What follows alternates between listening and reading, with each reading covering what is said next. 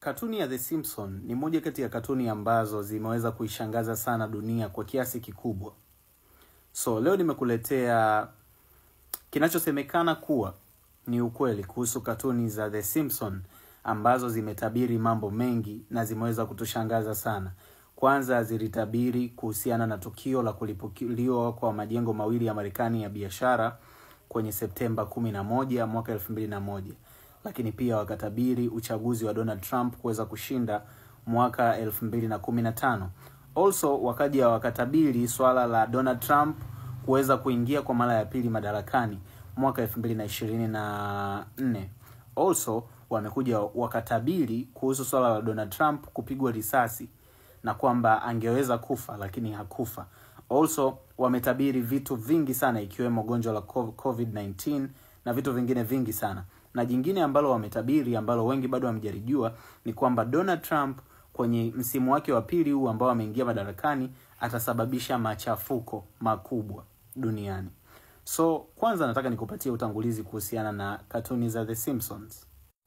Katuni ya The Simpsons iliweza kugunduliwa na Matt Groening mwaka 1987 ambapo alishirikiana na Sam Simon kuweza kufanikisha na kuifikisha kwenye kampuni ya Fox.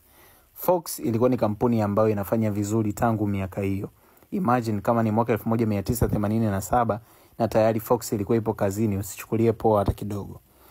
Ilikuwa ni vipande vifupi katuni ya The Simpsons mwanzoni wakati inapelekwa.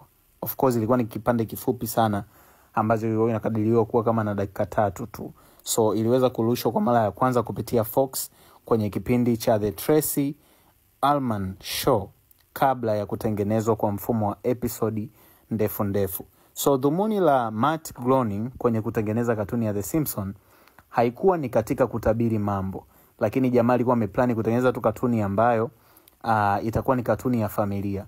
Kwa hiyo atakuwa ni baba, mama na watoto wake. Kwa hiyo zitakuwa ni vitu ambavyo vinafanyika kwenye familia.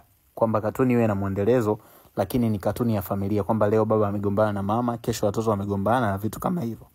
So wahusika wa kwenye katuni ya The Simpsons ni Homer Simpson ambaye ni baba.